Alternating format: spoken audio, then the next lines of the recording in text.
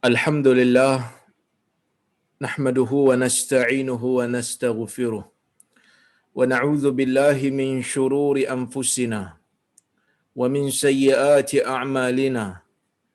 Man yahdihillahu fala mudilla lahu wa man yudlil fala hadiya lahu. Ashhadu an la ilaha illallah wahdahu la syarika lahu wa ashhadu anna Muhammadan 'abduhu wa rasuluh. Allahumma salli wa sallim ala Muhammad wa ala alihi wa sahbihi ajma'in. Ya ayyuhalladzina amanu taqullaha haqqa tuqatih wa la tamutunna illa wa antum muslimun. Ya ayyuhan nasu taqu rabbakumul ladzi khalaqakum min nafsin wahidah wa khalaqa minha zawjaha wa batha minhuma rijalan katsiran wa nisaa'a. Wattaqullaha alladzi tasaaluna bihi wal arham. Innallaha kana 'alaikum raqiba. Ya ayyuhalladzina amanu taqullaha wa qulu qawlan sadida. Yuslih lakum a'malakum wa yaghfir lakum dhunubakum. Wa may yuti'illaha wa rasulahu faqad faza fawzan 'azima. Fa inna asdaqal hadithi kitabullah wa khairul hadi hadi Muhammad wa syarrul umuri muhdatsatuha wa kullu muhdatsatin bid'ah wa kullu bid'atin dhalalah, amma ba'd. Muslimin dan muslimat yang dirahmati oleh Allah Subhanahu wa taala sekalian, alhamdulillah hari ini kita dapat bersama-sama berhimpun sekali lagi dalam kuliah Zoom ini, anjuran Nur Islam Academy, untuk sama-sama kita membicarakan kuliah kita, kuliah 2 minggu sekali yang kita adakan untuk membaca kitab yang ditulis oleh guru saya sendiri, iaitulah Dr. Sharaf Al-Qudah, seorang profesor hadis di University of Jordan. Beliau menulis buku dalam bahasa Arab yang bertajuk Al-Hadiyun Nabawi fir Raqaiq, petunjuk Nabawi sallallahu alaihi wasallam dalam pelembutan jiwa. Dan insya-Allah hari ini kita dah pun sampai kepada hadis yang ke-11 dalam kitab ni. Kita cubalah untuk ambil manfaat daripada hadis yang ke-11 ni, insya-Allah. Kata pengarang Syekhna Sharaf Al-Qudah hafizahullah, Ar-raja ma'al khawf. Ar-raja ma'al khawf maksudnya pengharapan bersekali dengan ketakutan. Apa maksud pengharapan dan apa maksud ketakutan? Insya-Allah kita akan huraikan dalam kuliah kali ini. Kata Syekhna Sharaf Al-Qudah, qala Sufyan ibn Uyainah rahimahullah, ma fil Qur'ani ayah ashaddu alayya min lastum ala syai' hatta tuqimu at-taurata wal injila wa ma unzila ilaykum min rabbikum. Wa an Abi Hurairah radhiyallahu anhu qala sami'tu Rasulullah sallallahu alaihi wasallam yaqul inna Allaha khalaqa ar-rahmah yawma khalaqaha mi'ata rahmah fa amsaka 'indahu 99 rahmah wa arsala fi khalqihi kullihim rahmatan wahidah falau ya'lamul kafir bikulli alladhi 'inda Allahi minar rahmah lam yai'as minal jannah walau ya'lamul mu'minuna bikulli alladhi 'inda Allahi minal 'adzab lam ya'man minan nar. Hadis riwayat Al-Imam Al-Bukhari, hadis yang sahih. Maksudnya apa? Maksudnya kata Sufyan ibn Uyainah rahimahullah. Sufyan ibn Uyainah berkata, Sufyan ibn Uyainah ni tuan-tuan, dia ada 2 orang Sufyan yang terkenal sebagai ulama hadis yang besar di zaman dulu ni. Yang pertama Sufyan As-Sawri, Sufyan bin Sa'id As-Sawri. Yang kedua Sufyan ibn Uyainah. Dan mereka ni sezaman. Guru mereka banyak sama. Anak murid pun hampir-hampir sama. Jadi kadang-kadang kita susah nak beza. Tapi oleh kerana dua-dua ni perawi yang dipercayai, dua-dua ni perawi yang hebat-hebat, maka tak jadi masalah kalau kita tak boleh nak beza di antara kedua ni dalam sanad. Dan Sufyan bin Uyainah ni tuan-tuan, kalau tuan-tuan nak tahulah, dia ni di antara guru yang terkenal, antara guru yang hebat daripada senarai guru seorang tokoh besar yang selalu nama dia disebut dalam negara kita ini, iaitulah Al-Imam Syafi'i rahimahullah. Al-Imam Syafi'i belajar dengan Sufyan bin Uyainah. Imam Syafi'i banyak mengambil manfaat daripada Sufyan bin Uyainah dari sudut hadis-hadis hukum. Imam Syafi'i rahimahullah berguru dengan Sufyan bin Uyainah yang berada di Mekah pada ketika itu, dan dengan seorang guru yang besar daripada Madinah yang bernama Malik bin Anas rahimahumallah. Maksudnya dua-dua tokoh besar merupakan guru kepada Al-Imam Syafi'i rahimahullah, sehingga kan Imam Syafi'i ni pun akhirnya menjadi tokoh yang hebat. Dan Ibn Uyainah ni dia ada satu perkataan yang sangat masyhur lah, yang dinukilkan daripada dia, sehingga dia kata, kalau kamu nak ya, muka kamu berseri, kalau kamu nak muka kamu ceria, kalau kamu nak muka kamu ni ada orang tengok tu rasa macam bercahaya kan, maka kamu belajar hadis. Belajar hadis akan dapat muka bercahaya, akan dapat muka yang hebat, akan dapat muka yang ceria. Kerana dia kata apa?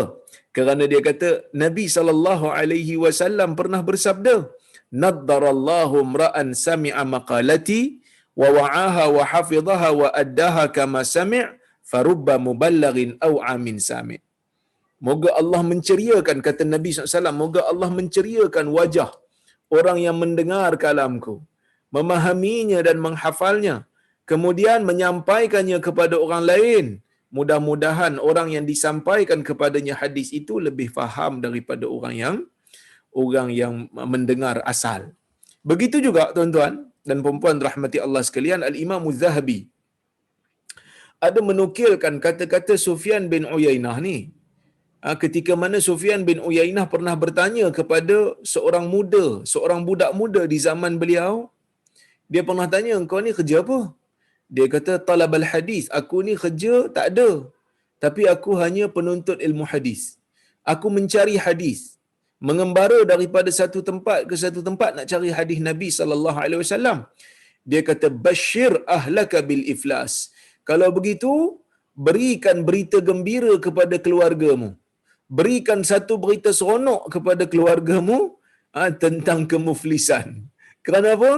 Kerana pada zaman dulu, sesiapa yang nak belajar ilmu hadis perlu mengeluarkan belanja yang banyak, perlu mengembara daripada satu negara ke satu negara untuk memastikan apa yang mereka mendengar itu adalah hadis yang benar, supaya tidak ada gap di antara sanad.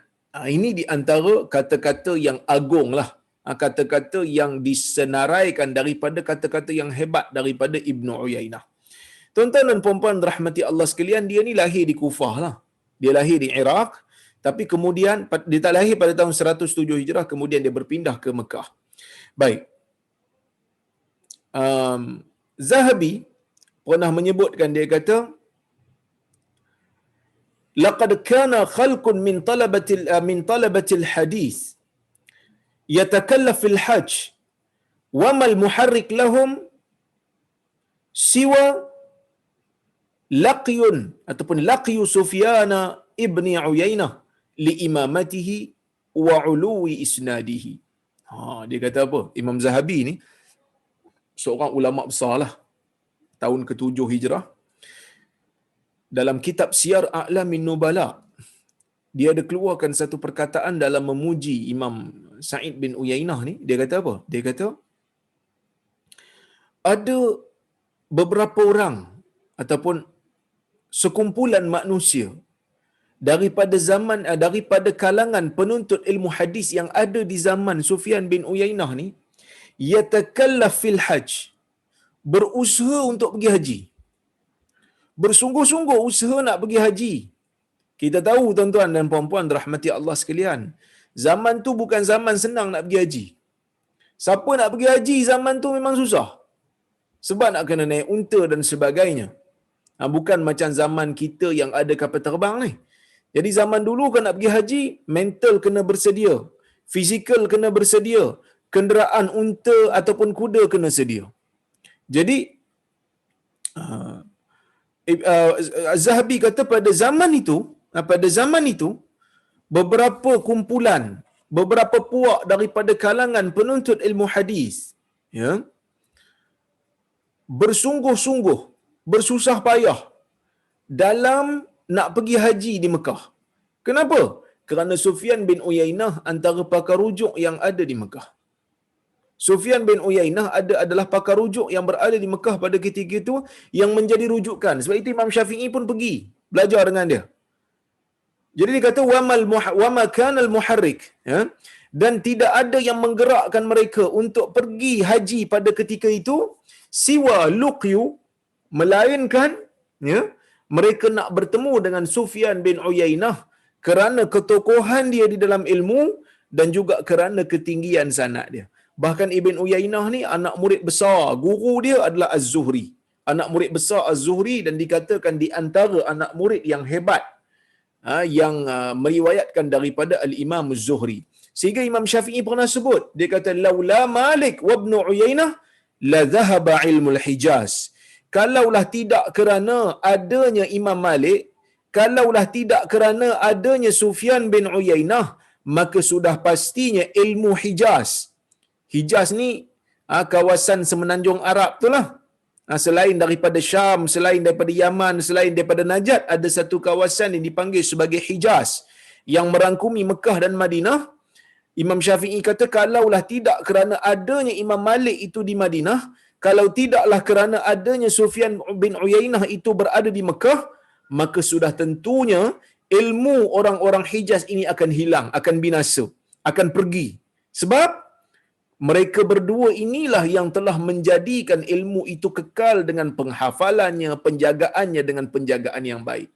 Sebab itu bila ada ulama-ulama meninggal dunia ni, kadang-kadang tuan-tuan kita rasa sedih jugalah. Sebab yang pergi itu bawa ilmu tentu dah. Yang meninggal dunia tu bawa ilmu dalam dada dia tu banyak dah. Yang menggantikannya belum tentu boleh menggantikan. Belum tentu boleh jadi sama. Yang pergi tu confirm dah bawa ilmu. Yang tinggal ni tak tahulah dapat ganti ke ataupun tidak. Jadi kita doa tuan-tuan, mudah-mudahan Allah Subhanahu Wa Taala sentiasa mengekalkan di dalam dunia ini ada ulama-ulama yang ikhlas.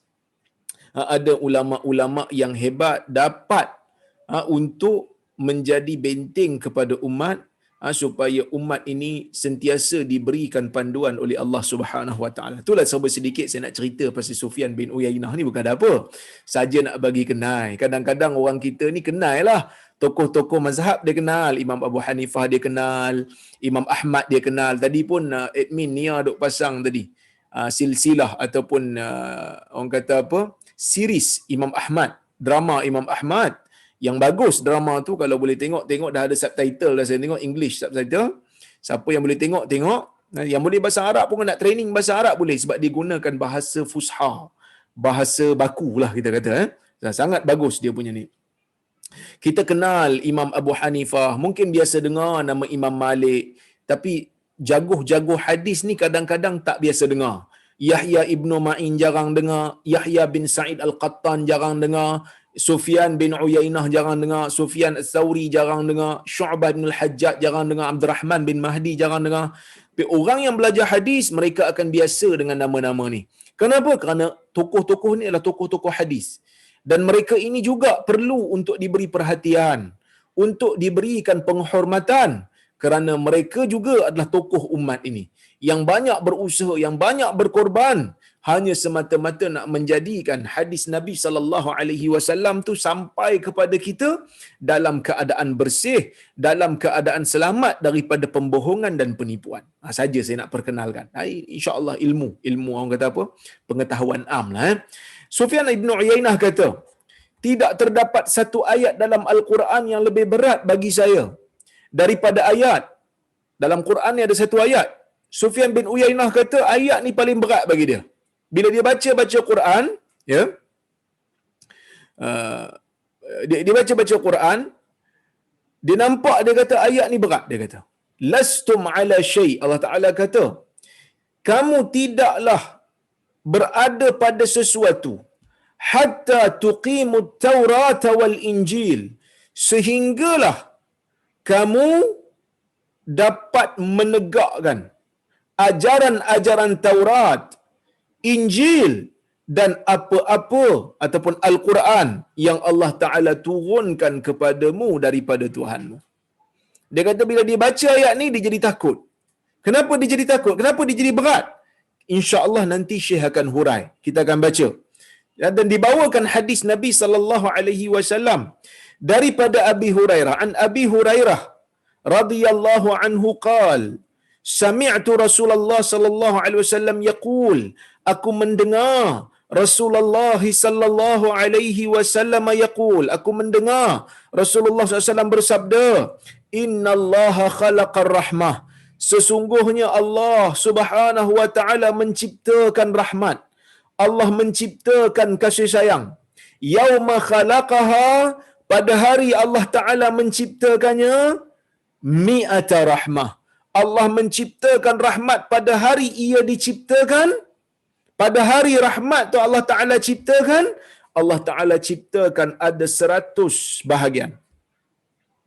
Nabi SAW kata, Allah Azza wa Jal menciptakan rahmah pada hari ia diciptakan sebanyak 100 rahmah. Fa'amsaka indahu 99 rahmah. Dan Allah mengekalkan rahmah sebahagian yang dia cipta tadi ni, ada 99 bahagian rahmat, ada 99 bahagian kasih sayang Allah Ta'ala kekalkan di sisi dia. Wa arsala fi khalqihi kulluhum rahmatan wahidah, dan Allah Ta'ala mengutuskan bagi setiap makhluk yang ada dalam dunia ini, mereka ini hanya dapat satu bahagian je daripada rahmat yang ada. Falau ya'lamul kafir bi kulli alladhi 'indallahi minar rahmah lam yai'as minal jannah. Kalaulah orang kafir ni tahu dengan setiap yang ada di sisi Allah daripada rahmat, daripada kasih sayang, pastinya dia tidak akan putus asa daripada mengharapkan syurga. Walau ya'lamul mu'min, kalaulah orang mukmin tahu bi kulli alladhi 'indallahi minal azab, kalaulah orang mukmin tahu apa yang ada di sisi Allah daripada azab yang ada, lam ya'man minan nar, maka mereka tak rasa pun mereka ni akan selamat daripada neraka. So Nabi SAW dalam hadis ni, ya, dalam hadis ni Nabi SAW menyebutkan tentang dua perkara, iaitu rahmat dan satu lagi khauf, takut. Sebab apa? Sebab Nabi SAW bukan hanya sebut tentang rahmat, ya, ada perkara yang Nabi SAW bagi tahu tentang azab. Rahmat, syurga, dia sinonim dengan syurga. Azab, dia sinonim dengan takut lah. Sebab azab, neraka lah. Maka kita kena takut. Maka Syekh mengatakan, mungkin ada yang tanya lagi, ada sebahagian daripada sahabat-sahabat yang bertanya muka surat berapa dan berapa. Kita bukan kelas Umdatul Ahkam ni, kita kelas penawar bagi, ataupun bukan penawar, petunjuk nabawi bagi hati. Petunjuk nabawi bagi hati. Baik. Muka surat 142 kalau cetakan saya lah. Saya guna cetakan mana cetakan ni? Cetakan Jun, cetakan ketiga 2015. Yang cetak siapa ni? Warisan Nabawi. Okey. Baik. Warisan Nabawi Enterprise. Okey. Kita tengok apa Syekh kata. Dia kata hadis ini berkaitan dengan hubungan antara sederhana dan seimbang yang ditunjukkan dalam hadis yang lalu. Saya hanya akan membincangkan beberapa pengertiannya melalui perkara-perkara berikut. Yang pertama, Imam Bukhari telah mengikut jalan yang seimbang dalam memilih hadis dan ayat. Oh, rupanya ayat Quran yang kita baca tadi, hadis yang kita baca tadi, kedua-duanya dibawakan oleh Al-Imamul Bukhari dalam kitab dia. Kitab apa? Kitab Sahih Bukhari. Mungkin kita tak pernah tengok lah sebab kita jarang buka Sahih Bukhari walaupun selalu dengar. Cuba cek kat rumah, ada tak Sahih Bukhari kat rumah? Kalau ada Sahih Bukhari kat rumah, lepas ni boleh selak-selak tengok. Kerana Sahih Bukhari ini adalah kitab paling sahih selepas Al-Quran di sisi Ahli Sunnah. Baik. Maka Al-Imamul Bukhari dia kata telah mengikut jalan yang seimbang dalam memilih hadis dan ayat. Apabila mahu menyebut hadis yang menunjukkan betapa luasnya rahmat Allah, diletakkan sebelumnya satu ayat yang dikatakan ayat yang teramat berat yang terdapat dalam Al-Quran. So Imam Bukhari ni seimbang. Dia nak bagi tahu hadis tentang rahmat Allah yang begitu luas. Yang mana dalam hadis tadi Nabi kata apa? Nabi kata Allah Ta'ala ciptakan kasih sayang sesama makhluk ni ada 100 bahagian. 99 Allah Ta'ala letakkan di sisi dia. Manakala satu bahagian tu kita kongsi ramai-ramai. Yang kita sayang dekat isteri, yang kita sayang dekat anak, mak kita sayang dekat kita pula sayang pada anak murid, sayang bangsa, sayang negara, sayang macam-macam sayang. Sehingga kan binatang pun sayang pada anak sendiri. Semua itu, semua kasih sayang itu adalah satu bahagian yang Allah Ta'ala bagi kat kita. 99 lagi ada pada Allah Azza wa Jal. Nanti saya akan hurai pandangan ulama dalam masalah ni. Cuma Al-Imamul Bukhari ketika mana nak membawakan ayat hadis Nabi SAW yang menjelaskan tentang luasnya rahmat Allah, dia melalui jalan yang seimbang. Dia bawakan dulu ayat tentang takut. Dia bawakan dulu ayat tentang takutnya seseorang terhadap azab Allah Azza wa Jal. Supaya dengan bila dia baca hadis rahmat, dia boleh combine dengan takut. Rahmat, takut. Harap rahmat Allah, takut azab Allah. So Imam Bukhari ini dia nak suruh kita jadi seimbang. Sebab itu siapa yang baca Sahih Bukhari dia akan dapati begitu hebatnya Imam Bukhari ini dalam menyusun, dalam meletakkan tajuk bab dia. Sehingga kan hadis macam ni pun dia ada tujuan. Tak nak bagi orang terlalu selesa. Tak nak bagi orang kata Allah tak apalah, Allah Ta'ala kan maha pengampun. Allah Ta'ala kan maha penyayang. Takkanlah aku buat salah sikit aja. Takkanlah aku buat dosa ni je Allah Ta'ala nak masukkan aku dalam neraka. Allah Ta'ala pun cipta rahmat ada 100 bahagian. Banyak tu. Imam Bukhari tak nak ada di kalangan pembaca sahih dia buat kesimpulan yang sebegitu, maka didahulukan ayat Quran yang bercerita tentang azab, tentang takut. Maka sebab itu dia kata apa? Dia kata diletakkan sebelumnya satu ayat yang dikatakan ayat yang teramat berat yang terdapat dalam Al-Quran. Digabungkan duanya bersama pada satu judul. Lalu berkata, sifat harap beriringan sifat takut, supaya pembaca tidak terperdaya akan keseimbangan di antara keduanya di hati mereka. So orang yang mengharapkan rahmat Allah, dia mesti combinekan dengan sifat takut kepada azab Allah. Kalau satu orang dia tak gabungkan, kalau dia terlalu mengharapkan rahmat Allah, tak ada perasaan takut pada azab Allah, dia akan jadi murji'ah. Apa itu murji'ah? Orang yang kata dosa besar tak mengganggu iman. Iman kita dengan iman Abu Bakar sama. Iman kita dengan iman Nabi sama. Itu kalau dia berpegang kepada rahmat Allah semata-mata, tak ada langsung perasaan takut pada Allah. Buat dosa pun tak apa. Yang penting Allah Ta'ala nilai jiwa kita.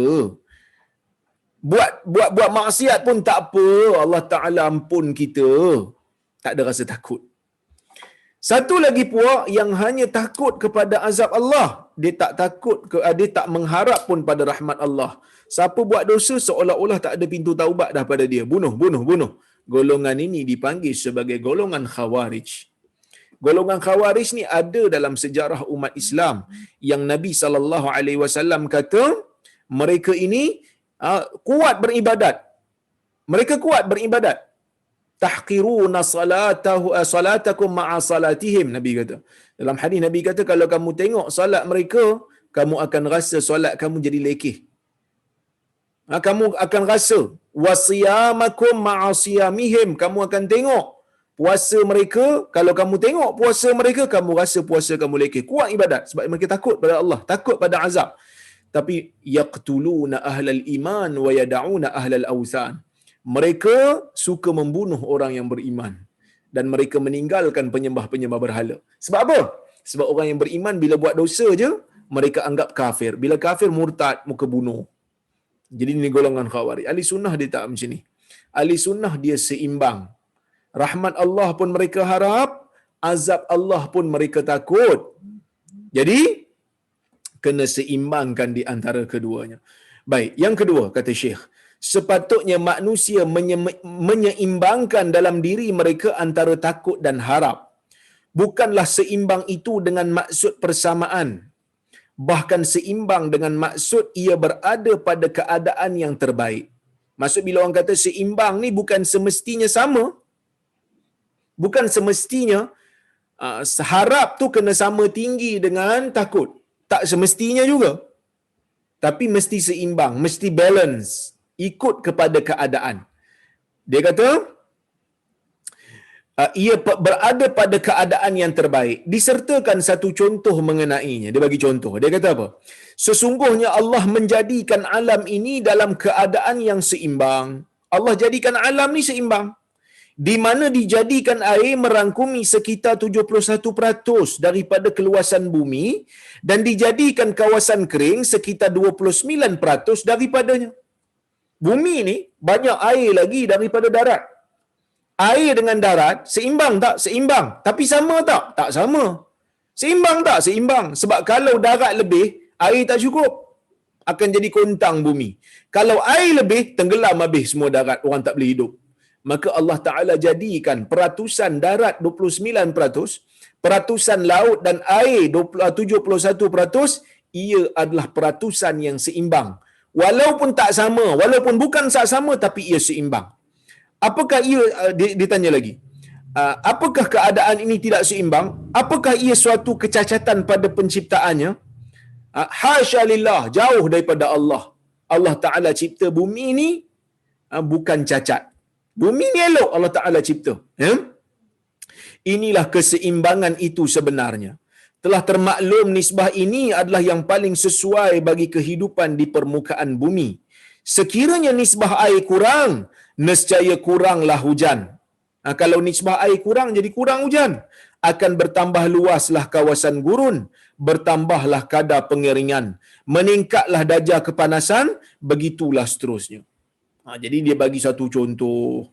Jadi bila kita tengok macam tu, kita tengok seimbangnya. Kita perlu seimbangkan di antara perasaan takut dan harap. Macam mana nak seimbangkan? Syekh hurai lagi. Dia kata, keseimbangan di antara takut dan harap bukanlah semestinya persamaan di antara kedua. Bukan maksud kena sama level, dia kata. Malah ia mengikut keadaan. Ia mengikut kondisi seseorang manusia itu. Ada orang takut lebih banyak dari harap, lebih sesuai baginya. Ada orang keadaan dia takut kena banyakkan berbanding harap. Dia kena tinggikan takut berbanding harap. Ada orang dia kena tinggikan harap berbanding takut. Okey? Bila tu? Tengok. Dia kata ada orang takut lebih banyak dari harap lebih sesuai baginya. Sedang orang lain lebih sesuai jika harap lebih banyak dari takut. Ada pula golongan ketiga lebih sesuai apabila ada persamaan antara keduanya. Yang penting perjalanan hidup manusia itu lurus di atas perintah Allah. Apabila lurus, itulah bukti bagi keseimbangan yang terdapat pada dirinya. Sekiranya berlaku penyelewengan dengan sebab terlalu tamak akan rahmat Allah, ada kecacatan pada dirinya. Jadi kalau dia terlalu berharap rahmat Allah terlalu tinggi sampai tak ada takut pada azab, akan berlaku cacat pada diri, akan berlaku penyelewengan. Dia akan buat dosa. Dengan harapan Allah Taala ampun dia. Ya. Akan ada kecacatan pada dirinya yang wajar dirawat dengan mengingatkannya betapa pedihnya azab Allah. Bila dia mengharapkan kepada rahmat Allah saja, sampai dia lupa tentang azab Allah, dia dah dekat-dekat dengan maksiat, dan dia kena tingkatkan perasaan takut kepada azab Allah. Baca pula ayat-ayat yang berkenaan dengan azab Allah, dan pada waktu tu tuan-tuan akan takut balik kepada azab Allah, akan menghilangkan diri dia ataupun kehendak dia untuk melakukan maksiat kepada Allah. Dengan demikian wajar bagi setiap pendidik dan pendakwah teliti, dia kata, dalam pengamatan dan mengenal pasti. Dengan itu mudahlah perawatan bagi mengembalikan keseimbangan yang dengannya akan lurus segala urusan manusia. Ini penting ni. Kadang-kadang kan, kalau kita nak bagi nasihat pada orang, nak bagi kesedaran pada orang dalam keadaan dia dah kena musibah. Dululah kan, katalah dulu Indonesia umpamanya kena gempa bumi, kena tsunami umpamanya. Kita sebagai pendakwah, bila kita nak bagi nasihat kepada mereka, kita janganlah bagi nasihat, itulah kamu pada muka, siapa suruh buat maksiat banyak-banyak. Janganlah, sebab dia tengah kena musibah tu. Sepatutnya kita kata, jangan bimbang, rahmat Allah luas, kembalilah kepada agama. Kan beza tu. Mesej yang sama, tetapi ayat itu satu memberikan motivasi untuk kembali kepada rahmat Allah, satu lagi mematikan sifat pengharapan, kekalkan sifat takut. Akhirnya dia akan rasa apa? Dia akan kata, alah aku ni macam mana pun memang Tuhan tak sayang dah. Maka kita akan, mungkin dengan lidah kita akan membinasakan dia. Samalah pendakwah ni kena bijak lah. Kalau pendakwah umpamanya pergi ceramah untuk nasihat orang-orang yang menerima bantuan asnaf fakir miskin. Depan dia ni semua penerima asnaf fakir miskin. Jangan pergi ceramah apa? Ceramah fadilat, infak fi sabilillah. Dia orang nak infak apa? Dia orang terima bantuan. Mereka itu layak menerima bantuan. Maksudnya mereka orang susah. Jadi ceritalah kelebihan menjadi orang miskin. Ceritalah apa keistimewaan sabar, apa keistimewaan orang-orang yang diuji dan mereka sabar dan redha terhadap ujian Allah. Baru sesuai dakwah tu pada mereka. Bila ceramah depan orang kaya, ceramah depan golongan-golongan korporat yang ada duit, jangan pergi cerita pula kelebihan menjadi miskin. Jangan pergi cerita tentang kelebihan sabar terhadap musibah kemiskinan. Jangan. Cerita tentang kelebihan infak fi sabilillah. Cerita tentang kelebihan bersedekah. Cerita tentang apa kepentingan bagi orang kaya ni untuk menjaga kebajikan orang miskin. Barulah nampak sesuai, baru seimbang. Maka sama juga dalam keadaan kita nak memberikan nasihat kepada orang, nak memberikan dakwah kepada orang. Bila kita nak bagi dakwah, bila kita nak bagi nasihat, pastikan ia sesuai. Nak tinggikan perasaan takut ke nak tinggikan perasaan harap? Tengok kondisi orang tu. Kalau orang tu sedang berada dalam musibah, orang tu berada dalam keadaan yang kita rasa sifat pengharapan akan mengembalikan dia kembali ke jalan yang betul, tarik dia dengan ayat-ayat supaya dia harap kepada rahmat Allah. Sebab itu tuan-tuan dan puan-puan rahmati Allah sekalian, kalau kita tengok hadis Nabi SAW, Nabi kata ada seorang pelacur bagi minum anjing aja, Allah Ta'ala ampun kat dia. Bukan bermakna Nabi SAW menggalakkan cerita ataupun menggalakkan profesion pelacuran. Tak. Dalam hadis yang lain Nabi kecam samanil baghi. Nabi SAW kecam perbuatan berzina ni. Tapi ada waktu Nabi nak membuka pintu harapan kepada orang yang dah buat dosa besar untuk kembali kepada agama. Maka Nabi nak memberikan isyarat, kalaulah pelacur pun Allah Ta'ala boleh ampunkan kerana dia buat amal saleh, apatah lagi kamu yang nak bertaubat di jalan Allah dengan taubat yang nasuha. Jangan batalkan hasrat tersebut. Jangan rasa Allah Ta'ala tak terima taubat kamu. Kembalilah kepada Allah. Kalau kita tengok tuan-tuan dan puan-puan rahmati Allah sekalian, dalam surah Fatihah, yang kita baca dalam salat juga ada unsur rahmat dan takut. Kita baca alhamdulillahirabbil alamin, kan kita baca bismillahirrahmanirrahim, alhamdulillahirabbil alamin, arrahmanirrahim, maliki yaumiddin. Segala puji bagi Allah, Tuhan yang menguasai sekalian alam ini. Ar-Rahmanir-Rahim. Mula-mula kita puji Allah. Allah yang berkuasa, Allah yang mencipta, Allah yang mentadbir, Allah yang memiliki, Allah segala-galanya. Semua ada kat dia. Semua milik dia. Kemudian kita kata Ar-Rahmanir-Rahim. Harap Tuhan yang Maha Rahman dan Tuhan yang Maha Rahim. Tuhan yang Maha Pengasih, lagi Tuhan yang Maha Penyayang. Tuhan yang Maha Penyayang. Kemudian kita kata Maliki Yaumiddin, Tuhan yang menguasai hari pembalasan. Takut. Ingatkan akhirat. Ingatkan Tuhan ni akan tanya kita, akan hisap kita di hari akhirat tentang segala apa yang kita buat. Sebab tu kita kena baca Fatihah ni setiap hari. Wajib dalam salat. Wajib baca. Siapa tak baca Fatihah waktu salat, salat dia tidak sah. Kecualilah kalau jadi makmum tu ada khilaf sikit lah di kalangan para ulama. Walaupun mazhab Syafi'i kata kena baca makmum pun, cuma ada mazhab yang lain kata tak perlu baca untuk makmum. Tapi paling tidak dia dengar bacaan imam kalau dia jadi makmum. Dengar bacaan imam. Imam membaca Fatihah, dia akan hayati. Ada ayat yang berkaitan dengan rahmat, ada ayat yang berkaitan dengan takut. Kenapa perlu harap rahmat Allah? Orang yang bersalat, ada kala orang yang nak kembali kepada agama setelah melakukan dosa besar.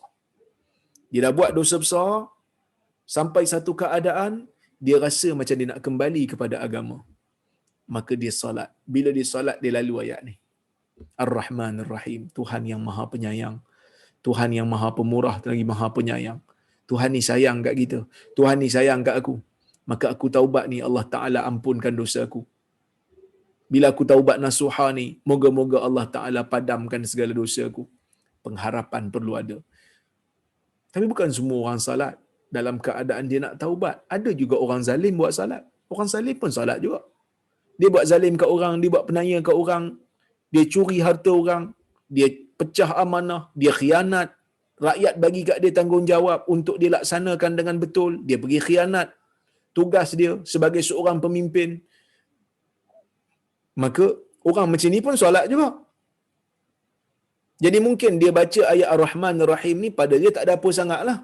Tapi bila dia baca Maliki Yaumiddin, Tuhan yang menguasai hari pembalasan, Tuhan yang berkuasa pada hari di mana kita semua akan berdiri di depan dia untuk dihisap, maka dalam keadaan inilah dia akan rasa takut. Kalau dalam dunia ni kamu rasa, kalau dalam dunia ni kamu rasa kamu hebat, kalau dalam dunia ni kamu rasa kamu bagus, dalam dunia ni kamu rasa kamu berkuasa, pastikan kamu kena tahu kamu akan berdepan dengan satu hari. Tak lama lagi kamu akan berdepan dengan satu hari di mana setiap daripada kamu tidak ada kuasa lagi, melainkan Allah Ta'ala bagi izin bercakap baru boleh bercakap pada hari itu. Dan hari ayat yang sama juga memberikan harapan kepada orang yang dizalimi. Orang yang dizalimi bila baca ayat Maliki Yaumiddin, dia akan tambah harap pada Tuhan.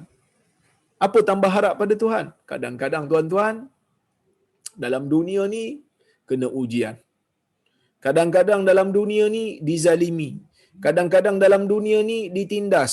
Kadang-kadang dalam dunia ni dituduh, difitnah dan seumpamanya. Bukan semua orang ada kemampuan nak pergi saman fitnah. Bukan semua orang ada masa nak masuk mahkamah, nak buat apa ni orang kata apa, saman malu.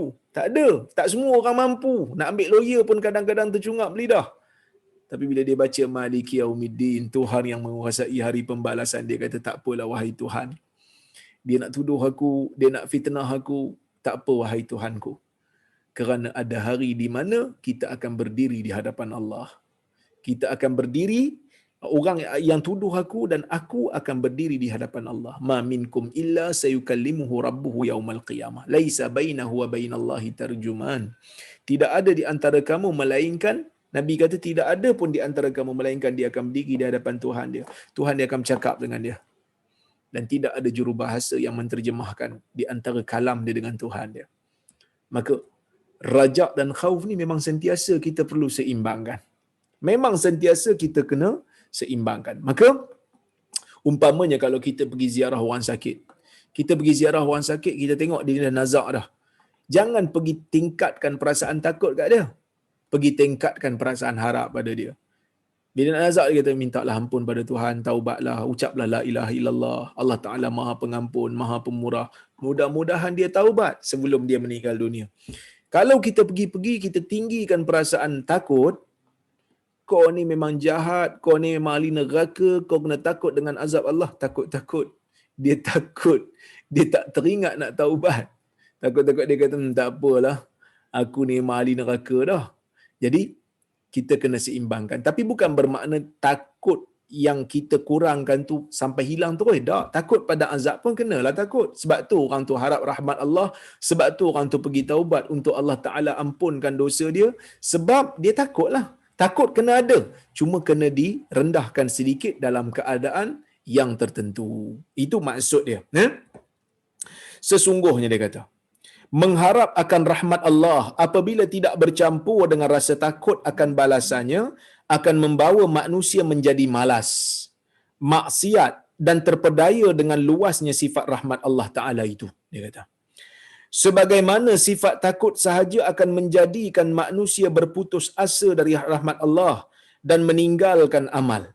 Kalau takut sangat, boleh juga menjadikan manusia ni putus asa. Aku ni memang dah ahli neraka dah, tak boleh buat apa dah. Nak taubat pun tak guna dah. Sedangkan ruang taubat masih terbuka luas untuk dia. Maka perlu ada sifat raja, sifat mengharapkan Allah. Maka sebab tu dia kata, justru tidak ditemui dalam kitab Allah ayat-ayat yang menyebut mengenai rahmat, melainkan disebut bersama mengenai azab. Kalau kita baca dalam Quran, ada ayat Allah Ta'ala sebut azab, ada ayat Allah Ta'ala sebut syurga. Ada ayat Allah Ta'ala sebut tentang neraka, ada ayat Allah Ta'ala sebut tentang nikmat.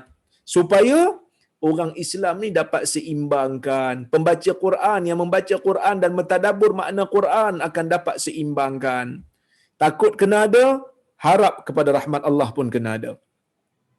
Maka dia kata, dengan itu kekallah keseimbangan dalam diri seorang Muslim, lalu luruslah segala urusan mereka.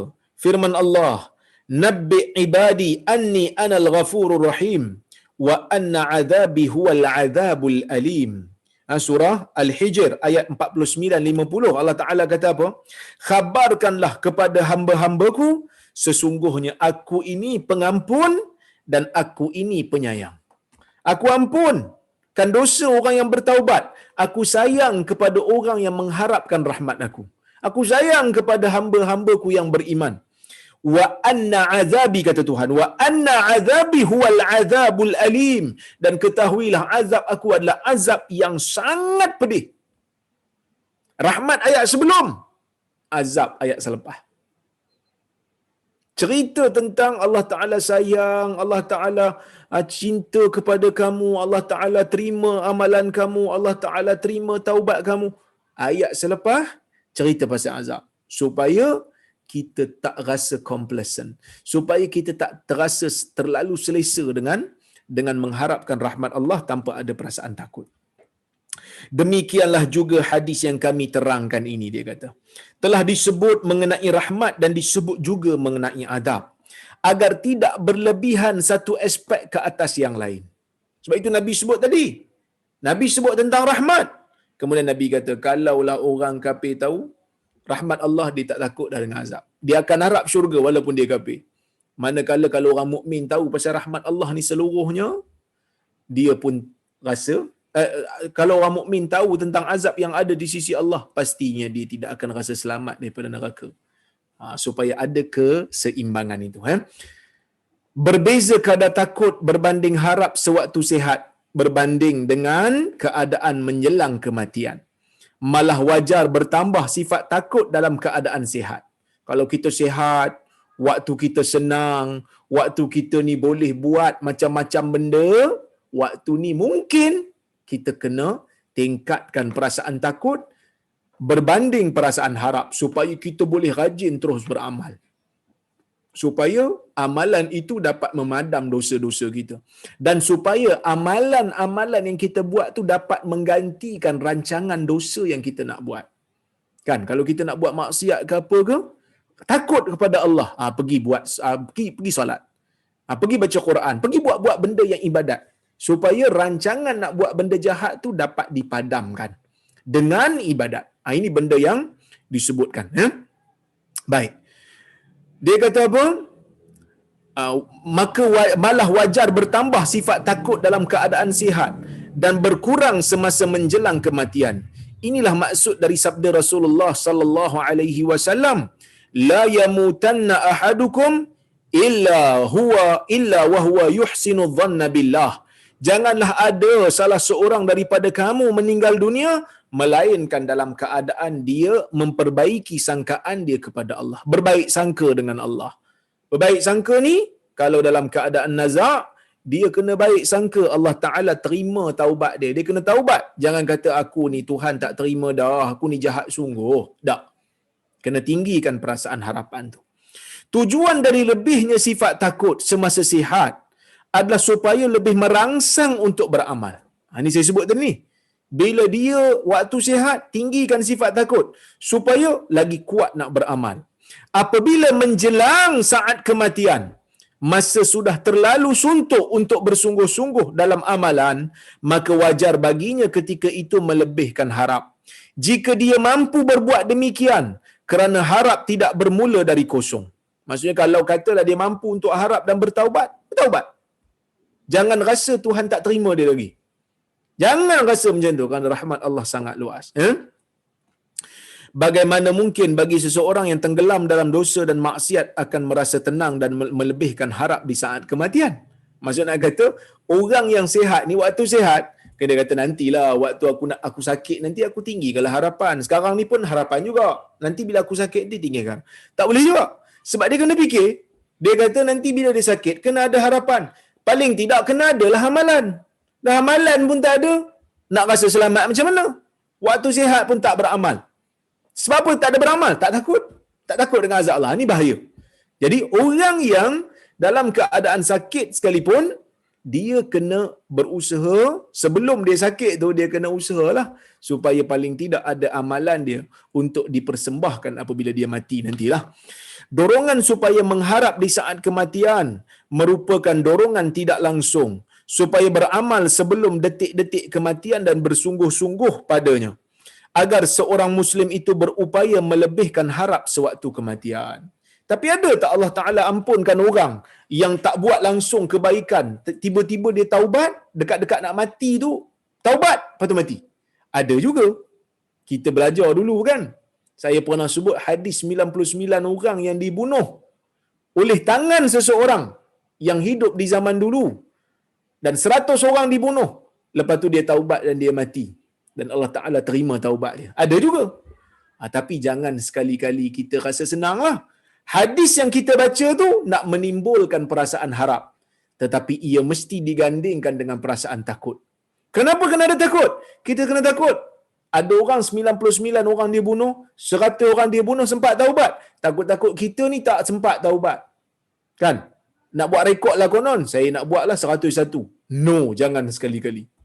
Kerana takut tak sampai 101, 40 dah mati dulu. Tak sempat taubat, maka takut-takut azab Allah Azza wa Jal sangat-sangat pedih untuk kita tanggung. Maka kita jangan sekali-kali bermain dengan nasib yang belum pasti berada di tangan kita, ataupun belum pasti nasib baik akan bersama dengan kita setiap masa, terutamanya waktu kita buat maksiat kepada Allah. Jangan sekali-kali tuan-tuan, ya.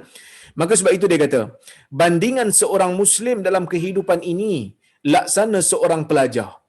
Dia hendaklah mengimbangkan antara cita-cita untuk berjaya dan takutkan kegagalan. Cita-cita kena ada, takut gagal pun kena ada.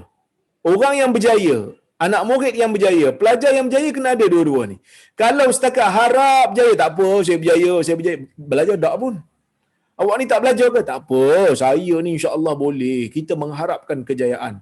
Tapi usaha tidak. Takut tidak. Bila takut tidak, tak ada usaha, tak belajar. Maka dia kata, Jika terdapat keseimbangan perkara ini dalam dirinya, nescaya dia akan belajar sebaik-baiknya.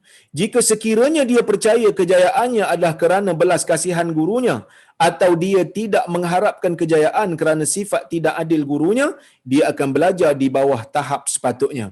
Bagi guru yang cemerlang, dia akan berusaha memastikan keseimbangan ini terdapat dalam diri pelajar. So pelajar pun kena seimbang. Macam tu orang mukmin. Sebab apa samakan dengan pelajar? Sebab kita dalam dunia ni pun test. Dalam dunia ini pun sedang diuji oleh Allah Azza wa Jalla. Macam mana Allah Ta'ala uji kita? Lebih kurang sama macam pelajar dalam dewan periksa tengah uji untuk kelulusan. Cuma kita ni, kita punya keputusan dapat dekat padang mahsyar nanti. Result kita. Sekarang ni kita diuji. Cuma bezanya dalam kertas periksa ataupun dalam dewan periksaan, tahu bila tamat. Masa tinggal 30 minit lagi, dia kata. Tapi kita dalam dunia ni tak ada yang tu.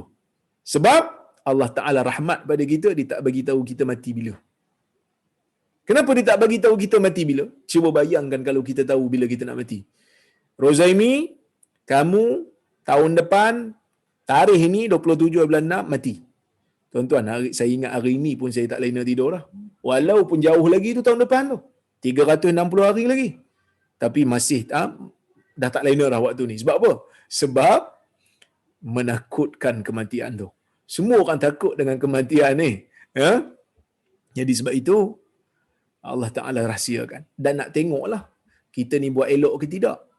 Kan? Kita ni buat elok ke tidak dalam amalan. Kalau kita tahu kita mati bila, dah tentu dekat-dekat nak mati baru beramal. Tapi kalau kita tak tahu, maka kita sentiasa bersedia. Kita sentiasa bersedia. Maka kita ni sama dengan pelajar yang sedang mengambil periksa, cuma bezanya apa? Cuma bezanya kita tak tahu kita berhenti bila. Dan peperiksaan berhenti serentak. Satu dewan berhenti serentak. Kita tak. Mula tak sama, habis pun tak sama. Ada orang mula dulu sebelum kita. Ada orang habis dulu sebelum kita. Ada orang mula sebelum kita, habis lepas kita. Kita mati dulu. Dia tak mati-mati lagi. Ada juga. Maka dalam keadaan tu tuan-tuan, kena seimbangkan. Ini semua adalah sebelum peperiksaan. Adapun apabila pelajar telah memasuki dewan periksa, tidak wajar ketika itu menakut-nakutkan dengan kegagalan. Sebaliknya, mestilah memberi perangsang kepada mereka kerana waktu pembelajaran dan persiapan sudah tamat. Sekarang tidak perlu lagi menakut-nakutkan mereka. Malah pelajar hendaklah berusaha melebihkan harap, tetapi dia tidak mampu berbuat demikian dan bermula dari kosong. Kalau setakat harap je belajar tidak, nak jawab pakai apa? So jawab tu kena berasaskan daripada takut yang datang awal tadi. Baik, ada pun mengenai ayat Quran tadi yang Sufyan bin Uyainah kata dia takut tadi. Ayat ni maksud apa? Baik. Sesungguhnya orang Islam melewatinya tanpa merasakan yang ia merupakan ayat yang paling berat dalam Al-Quran. Maksudnya kalau kita baca, kita tak rasa ayat tu berat. Tapi Sufyan bin Uyainah rasa ayat ni berat. Dia kata ayat ni dahsyat bagi saya. Kenapa? Sebab bagi semua perkara tersebut, Allah lebih mengetahui bahawa ayat menjelaskan seorang insan tidak dikira berbuat sesuatu kecuali pada dua perkara. Ayat ni Sufyan bin Uyainah kata berat. Sebab apa? Saya baca jugalah Ibn Hajar masa dia syarahkan hadis ni. Dia kata ayat ni kalau kita tengok dia punya zahirnya, sesiapa yang tidak beramal dengan apa yang Allah Ta'ala turunkan dalam kitab, maka semua amalan dia tak ada nilai. Walaupun dia buat benda yang baik. Selagi mana dia tak amalkan semua apa benda yang Allah Ta'ala suruh. Selagi mana dia tak tinggalkan apa yang Allah Ta'ala larang dalam Quran. Katalah satu orang ni, dia buat ibadat, tapi ada ibadat yang ditinggalkan. Kan? Katalah satu orang hamba Allah ni, dia tinggalkan benda-benda yang haram, buat benda wajib, tinggal benda haram. Tapi ada juga benda haram yang dia buat juga. Maksudnya semua amalan baik dia tak dikira selagi mana ketidaksempurnaan itu ada. Selagi mana tak kesempurnaan tu ada, tak dikira dia ni buat apa-apa. Maksud semua tak dikira. Kalau ikut zahir ayat lah. Begitu juga.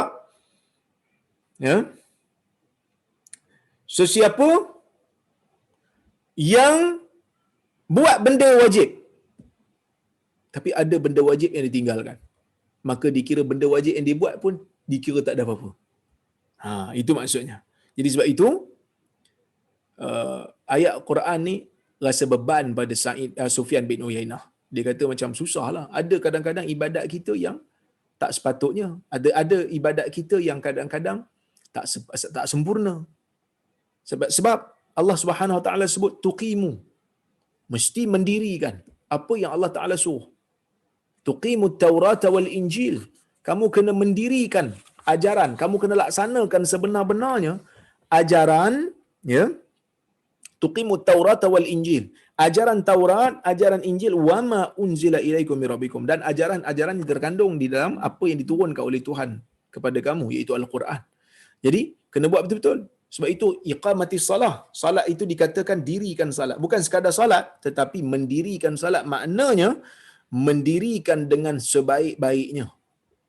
Habis itu macam mana ni? Para ulama sebahagiannya kata ayat ni diturunkan kepada ahli kitab, yang mana ahli kitab memang ajaran mereka ini ataupun agama mereka, syariat mereka lebih beban.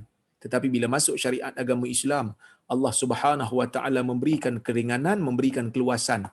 Walaupun kita ni ibadat tak sempurna, ibadat ada yang orang kata apa, compan-camping, tetapi tetap Allah Taala terima juga. Kerana syariat ini syariat yang hanifiyatus samhah. Hanifiyatus samhah maksudnya agama yang tidak cenderung kepada syirik, agama yang berada di atas tauhid, dan dalam masa yang sama agama yang bertolak ansur. Syariat yang bertolak ansur, syariat yang memberikan kita ni keringanan. Ya, baik. Adapun hadis, dia kata yang menunjukkan betapa luasnya rahmat Allah. Dan tengok muka surat 147. Adapun hadis yang menunjukkan betapa luasnya rahmat Allah Ta'ala, adapun jumlahnya 100 bahagian itu disebut dengan tujuan mendekatkan keluasan rahmat Allah yang tidak terbatas itu pada fikiran manusia yang sememangnya terbatas. Dalam isu ni tuan-tuan ada dua pandangan. Syekh dia ambil satulah. Dia ambil pandangan Ibnul Jauzi, dia juga ambil pandangan Al-Kirmani dan juga Al-Qurtubi, yang mengatakan bahawasanya 100 itu bukan 100. 100 itu nak tunjuk banyak. Sebenarnya banyak lagi rahmat tu. Tapi kenapa sebut 100? 100 itu nak bagi tahu banyaknya rahmat Allah yang Allah Ta'ala berikan kepada makhluk-makhluknya. Banyaknya rahmat yang Allah Ta'ala ciptakan ada pada makhluk dia, supaya mereka ni dapat berkasih sayang pada mereka sesama mereka. Banyaknya. Tapi sebagian ulama kata tak juga. Sebab orang Arab ni kalau sebut banyak, biasanya nak maksudkan banyak, mereka akan sebut 70. Sebenarnya 100 ni betul. Tapi macam mana yang 100 tu? Wallahu a'lam. Macam mana bahagian 100 tu? Wallahu a'lam, kita tak tahu. Ya. Baik. Itu kata Ibn Hajar, dan juga ulama-ulama yang lain. Okey. Baik. Bila Allah Subhanahu Wa Taala mengatakan 99 rahmat Allah itu ada, Allah Ta'ala kekalkan di sisi Allah, satu bahagian Allah Ta'ala jadikan manusia yang ada dalam dunia ni berkongsi sesama mereka. Itu yang saya sebut tadi tu, sayang isteri, sayang anak-anak, sayang ibu bapa, sayang tanah air, sayang apa lagi? Macam-macam jenis sayang yang ada ni, sayang ni kita kongsi satu bahagian tu, termasuk binatang-binatang sekali. Anak singa yang disayang oleh mak singa, anak kuda yang disayang oleh mak kuda, anak lembu yang disayang oleh mak lembu. Semuanya itu kita semua berkongsi yang sama satu bahagian tu lah. Punya luah. Cuba bayangkan 99 yang ada. 99 yang ada tu masih ada di sisi Allah. Dikekalkan di sisi Allah. Cuma siapa yang pakai? Yang ni ada dua pandangan ulama. 99 bahagian itu, sebahagian ulama kata, tuan-tuan buka Fathul Bari, ada huraian benda ni. 99 itu ada yang kata Allah Ta'ala kekalkan di sisi dia, supaya nanti bila sampai ke negeri akhirat, Allah Ta'ala akan berikan kepada mereka untuk mereka gunakan kasih sayang tersebut di dalam syurga nanti. Sebab tu dalam syurga nanti, kalau dalam dunia ni kita mungkin ada selisih faham, kita mungkin ada gaduh-gaduh sikit, kita mungkin ada rasa tak puas hati, kita mungkin ada rasa dengki, semua tu akan hilang bila masuk ke dalam syurga. Rahmat itulah yang akan digunakan, yang Allah Ta'ala cipta untuk hamba pakai. di dalam syurga. Ada yang kata tak juga. 99 tu Allah Ta'ala berikan kepada malaikat. Bukankah malaikat ni ada tugas yang minta ampun kepada orang mukmin, istighfar kepada orang mukmin. Kita kalau kita doa kebaikan kepada orang lain bizahril ghaib, Nabi sebut dalam hadis kan, mana-mana orang mukmin yang berdoa kepada saudaranya yang lain dengan kebaikan, ada satu malaikat akan mengaminkan. Walaka bimisil, kata malaikat tu, ya Allah, tolong berikan dia ni sama seperti mana kebaikan yang didoakan kepada orang lain tanpa dia bagi tahu pada orang tu. Begitu juga orang yang menuntut ilmu diminta ampun oleh malaikat. Jadi malaikat ni macam mana dia sayang pada manusia, tak ada kaitan pun, bukan saudara, Allah Ta'ala berikan rahmat tu pada dia. Wallahu alam, ni dua tafsiran ulama, tapi ni benda ghaib. Yang pastinya satu bahagian tu kita kongsi sama-sama kita. 99 tu boleh jadi kita akan guna nanti bila berada di syurga. Boleh jadi malaikat ambil sikit daripadanya untuk menyayangi orang-orang mukmin, untuk meminta ampun kepada Allah bagi kepentingan orang-orang mukmin. Baik. Dalam keadaan luasnya rahmat Allah tanpa sebarang keraguan lagi, wajar bagi setiap insan tidak tamak padanya, melainkan ia hendaklah sentiasa beristiqamah di atas segala perintah Allah. Malah tidak wajar juga baginya lupa akan azab siksa Allah Ta'ala. Sesungguhnya rahmat Allah Ta'ala itu tidak merangkumi kecuali mereka yang berhak sahaja. Orang yang nak dapat rahmat Allah, dia kena layak untuk dapat lah. Kena usahalah untuk dapat. Sebab ada orang tak layak nak dapat. Siapa dia? Orang yang berada di akhirat mati dalam keadaan yang tidak beriman kepada Allah. Dia tak layak dapatlah. Sebab itu Allah Ta'ala kata, qala azabi usibu bihi man asya wa rahmati wasi'at kulla syai fasa'aktubuha lillazina yattaquna wa yu'tuna az-zakata wallazina hum biayatina yu'minun. Allah kata, siksa aku, Allah Ta'ala kata, siksa aku timpakan kepada orang yang aku kehendaki, dan rahmatku meliputi setiap sesuatu. Maka akan aku tetapkan rahmatku untuk orang-orang yang bertakwa dan orang-orang yang membayar zakat dan orang-orang yang beriman kepada ayat-ayat kami. Okey? Baik. Itu rahmat Allah lah. Jadi kalau kita tengok rahmat Allah ni sangat luas, yang mana selain daripada itu, ya, saya nak berikan sedikit kesimpulan daripada hadis yang kita bacakan ini. Yang pertama, hadis ini merupakan salah satu daripada kegembiraan lah bagi orang yang beriman, yang mana mereka ini masih lagi ada rahmat yang Allah Ta'ala simpan di hari akhirat nanti. Itu yang pertama. Dan orang yang beriman ni kena yakin dan percaya rahmat Allah sentiasa ada, cuma jangan lupa untuk dikembarkan dengan perasaan takut. Itu yang kedua. Yang ketiga, Islam merupakan agama rahmat. Jadi tak wajarlah kita portraykan Islam itu seolah-olah Islam ni bengih langsung, tak ada rahmat. Seolah-olah Islam ni kejam. Jangan. Islam adalah agama yang rahmat. Kekerasan Islam hanya kepada mereka yang keras sahaja. Itu hanya reaction sahaja kepada mereka yang memusuhi. Okey? Baik. Kemudian rahmatul Islam tashmal kullal makhluqat. Rahmat Islam ini merangkumi semua makhluk. Sama ada makhluk yang berakal ataupun tidak. Orang kafir dapat rahmat Islam tak di dunia ni? Ada. Kita tak boleh bunuh dia, kita tak boleh apa-apakan dia, kita hormati dia.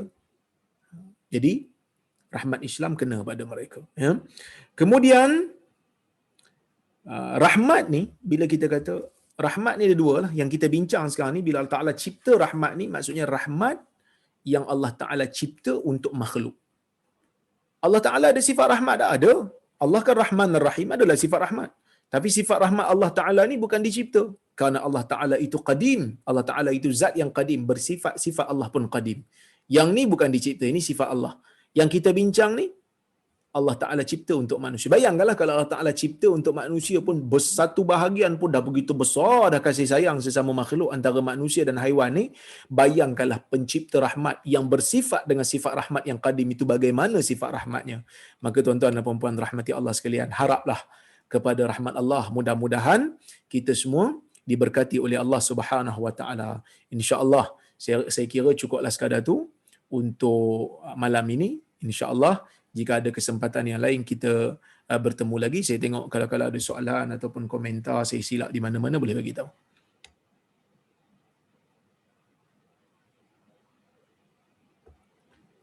Assalamualaikum Ustaz. Waalaikumsalam. Boleh ke peserta ibadah korban dia akad wakalah ketika bayaran dibuat iaitu sebelum hari kejadian, atau peserta tu kena akad wakalah pada hari kejadian?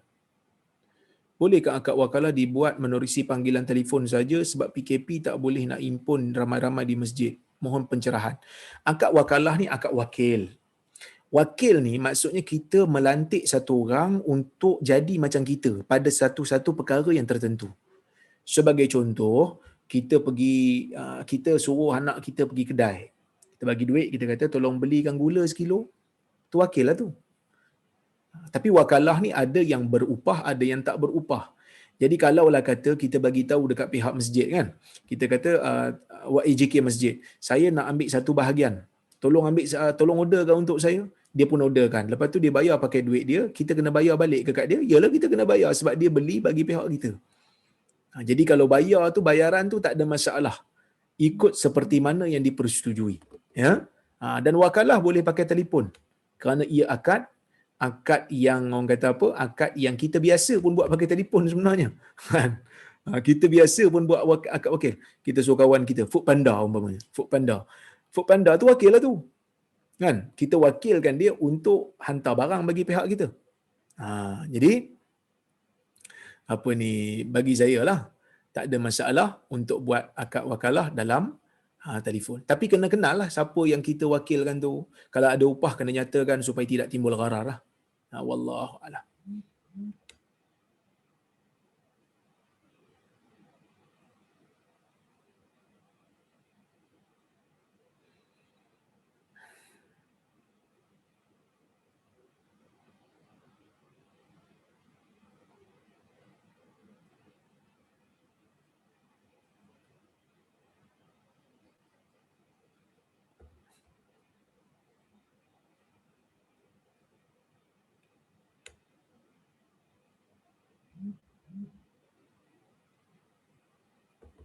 Assalamualaikum warahmatullahi wabarakatuh. Waalaikumsalam.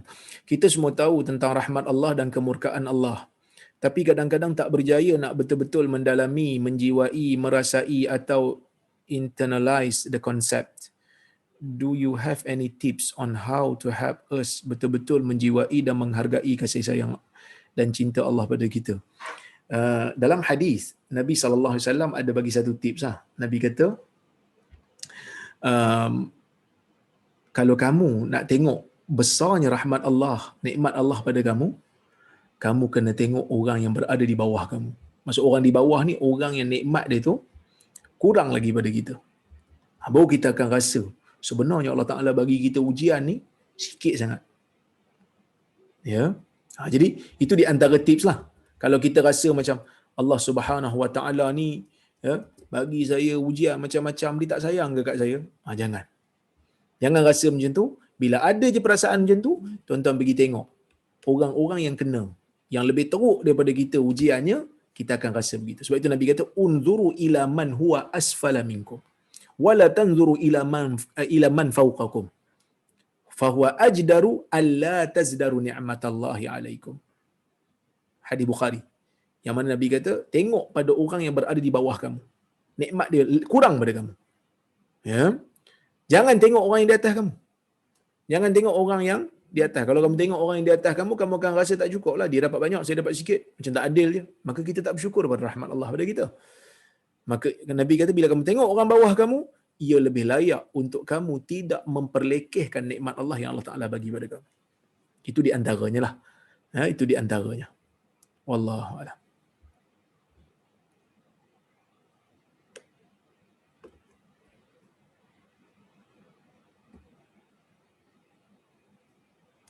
Ustaz, kalau dulu kita pernah ambil hak orang kafir, tapi dalam keadaan jahil, bila kita dah sedar kita nak bayar balik, tapi kita pun tak tahu dia di mana dah, macam mana nak bayar balik. Kalau kita dah yakin dia percaya tak jumpa dah, kita ambil tu, kita bagi pada orang lain dengan niat, ini saya, orang kata apa, berikan, saya keluarkan ni untuk menyucikan hutang yang ada pada saya terhadap dia. Mudah-mudahan Allah Subhanahu Wa Taala terimalah cara penyucian harta yang saya ada. Tapi kalau dia tu orang mukmin, kita sedekahlah. Kita sedekah, ya Allah pahala ni bagi kat dia, tapi sebab dia orang kafir, dia tak ada pahala. Kan? Jadi kita bagi tahu, kita sedekah kan, kemudian kita kata ya Allah, ini adalah sebagai bayaran yang sepatutnya saya bayar pada dia.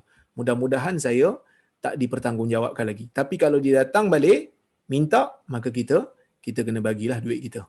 Kalau kita bagi tahu lah kat dia, dia kata, saya sebenarnya dah bagi pada charity sekian. Kalau you okey, okeylah. Kalau you tak okey, saya bayarlah. Kalau dia kata tak okey, you kena bayar. So kita kena bayar balik. Orang Islam pun sama, ya. Baik.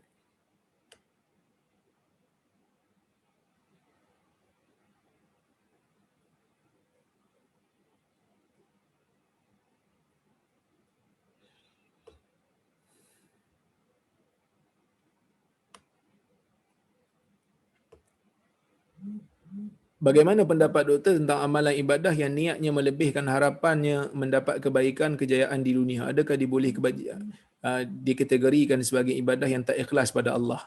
Ini pun satu soalan jugalah. Dia buat satu ibadat. Ibadat tu sepatutnya dia kena dia kena mengharapkan pahala daripada Allah Subhanahu Wa Taala. Tapi dalam masa yang sama dia tak mengharapkan banyak daripada, orang kata apa, daripada um, rahmat daripada Allah. Dia bukan nak harapkan pahala, tapi dia harapkan supaya dia dapat kejayaan dunia dan seumpamanya. Kita kena kembali kepada hadis yang disebutkan oleh, ya, Imam Nawawi dalam hadis yang pertama dan hadis menurut ahkam yang kita baca dulu. Faman kana hijratuhu ila Allah wa rasuli fa hijratuhu ila Allah wa rasuli. Faman kana hijratuhu ila dunya yusibuha aw imra'atin yankiwa fa hijratuhu ila ma hajara ilaih. Sesiapa yang hijrah kerana Allah dan Rasul, dia dapat pahala kerana Allah dan Rasul. Sesiapa yang hijrah kerana nakkan dunia, siapa yang hijrah kerana nakkan perempuan yang dia nak nikahi, maka dia akan dapat seperti mana apa yang diinginkan lah. Jadi kalau ibadat tu ibadat yang sepatutnya buat untuk Allah, jadi bila dia buat tak ada keikhlasan, maka tak adalah pahala di sisi Allah untuk dia. Kan? Tapi kalaulah kata dia memang nakkan pahala, cuma adalah sikit habuan dunia dia nak, tapi tak lebih daripada harapan nak dapat pahala tu, dia akan dapat pahala, cuma tidak seperti mana orang yang 100% ikhlas kepada Allah Subhanahu Wa Taala. Okey? Baik.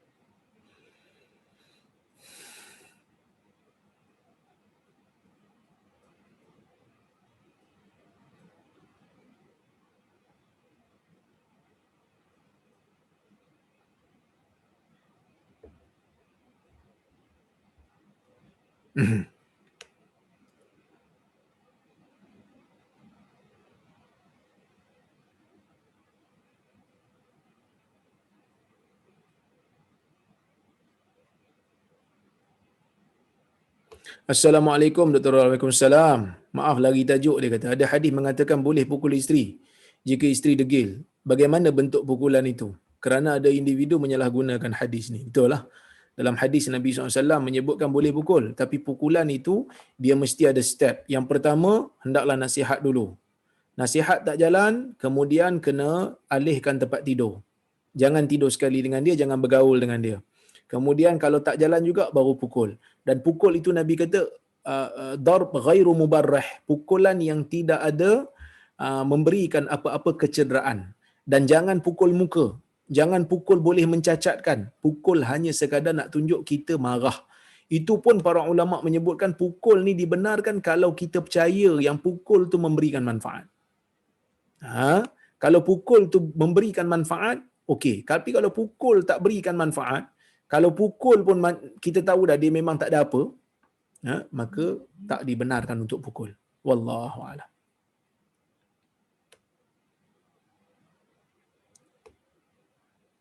Assalamualaikum Ustaz. Waalaikumsalam. Boleh beri pencerahan mengapa solat sunat qabliyah dijarakkan masa selepas dari solat waktu? Solat qabliyah dijarakkan masa selepas dari Solat sunat qabliyah ni solat sunat yang sebelum apa ni sebelum daripada dilakukan solat fardu. Dia bukan selepas. Sebelum. Maksudnya bila azan kita solat sunat qabliyah. Lepas tu kita solat fardu lah. Lepas tu baru solat sunat ba'diyah. Assalamualaikum salam. Betul ke ada malaikat rahmat? Ada malaikat rahmat disebut dalam hadis. Fakhtasamat fihi malaikatur rahmah wa malaikatul azab. Orang yang bunuh satu orang tu, bila dia mati je, malaikat rahmat dengan malaikat azab bergaduh. Siapa nak bawa roh dia? Malaikat rahmat kata dia sebab dia dah taubat. Dia orang lah kena bawa. Malaikat azab kata dah, dia mana ada pernah buat benda baik pun. Okey, jadi malaikat rahmat dan malaikat azab ni memang ada.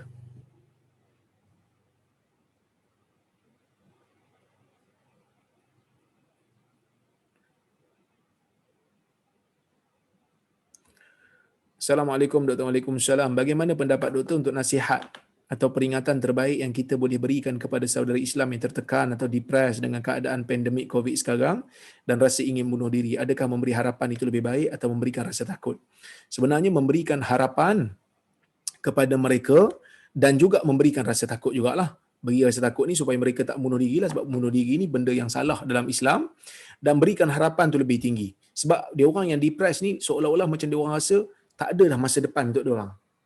So kita kena berikan dia orang satu motivasi nak bagi tahu kepada mereka dalam keadaan seperti ini Allah Taala sedang menguji mereka, dan sebenarnya kita yang keliling ni yang kena bantu. Dia dah depressed dah. Kita tak boleh nak buat apa. Tapi kita kena usaha untuk bantu. Jadi tengoklah kalau masjid, ada masjid-masjid yang mempunyai tabung yang banyak, mungkin dalam akaun tu banyak lagi, sebab masjid pun tak boleh nak berkuliah secara fizikal lagi. Orang kata apa, mungkin duit akaun pun tak banyak. Jadi mungkin boleh usahakan untuk cari untuk bantu anak karya. Begitu juga AJK masjid, NGO usaha untuk cari orang-orang yang terjejas, yang terkesan ni, supaya mereka dapat dibantu dengan bantuan yang selayaknya. Wallahu a'lam.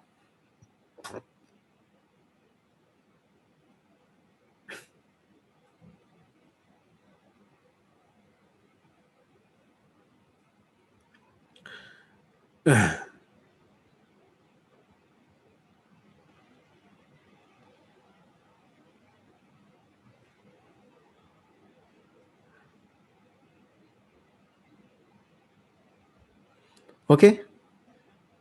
Saya rasa tu je lah kot yang ada. InsyaAllah kita jumpa lagi pada masa akan datang. Saya minta maaf kalau ada soalan-soalan yang tertinggal. Banyak soalan hari ni. Itu je yang saya mampu jawab. InsyaAllah kita jumpa di lain masa. Terima kasih Nur Islam Academy. Terima kasih pada semua AJK, Kak Lin, Kak Lina dan yang lain-lain. Mudah-mudahan Allah Ta'ala merahmati kalian semua dengan berkati kalian semua dalam hidup. InsyaAllah mudah-mudahan apa yang saya sampaikan pada malam ini memberikan sedikit manfaat untuk diri saya dan juga kita semua. Wallahu a'lam. Aqulu qawli hadza wa astaghfirullahal azim li wa lakum. Wassalamualaikum warahmatullahi wabarakatuh.